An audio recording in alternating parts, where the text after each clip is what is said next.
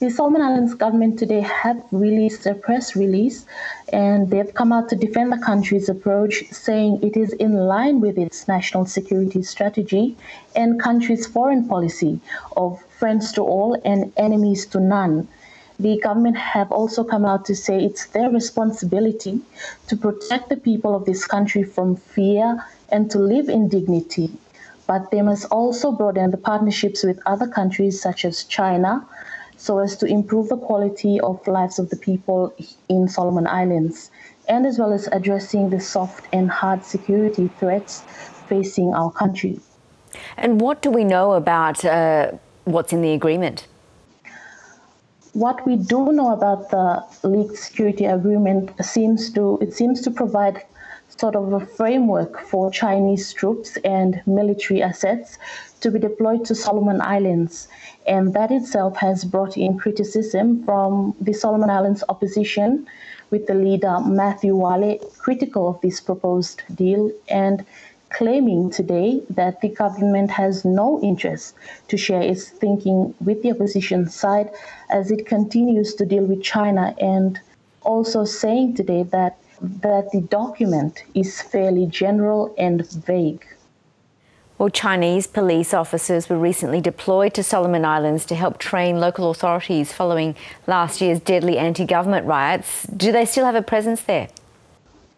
Yes, they still have presence here, as the local police force have been training with the replica, as it has been put out by the local police press release. So I believe that they are still here, here in the Solomons or here in Honiara, equipping and training the local force.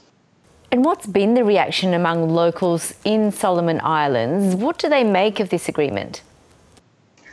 I think this security agreement will be unpopular among Solomon Islanders, given that the people are used to seeing Australian forces as well as friends from the regional countries such as Fiji, Papua New Guinea, New Zealand, and so forth. And earlier today, I was speaking to a few locals on the streets of Honiara, and it's deeply concerning to note their worries and fears surrounding this draft security agreement and how this might look for the next generation. Some mothers are concerned or worried about their children, and fathers too concerned if the future of our country will be different from what it is now with regards to its security. And as Solomon Islanders still have fears of guns being used during the late 1990s, which many can remember as the ethnic tensions. Well, Australia has long been the main security provider to Solomon Islands. For how much longer, though, will it retain this role?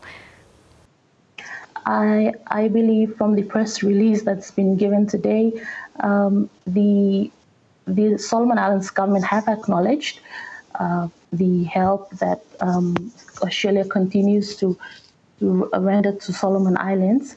And at the same time, we've had the Australian High Commissioner also putting out on his Twitter that the international forces that have come to help Solomon Islands during the November riots last year will continue until next year, end of next year. Chrisnrita Aumanu-Leong, thank you so much for your time. Thank you so much for having me.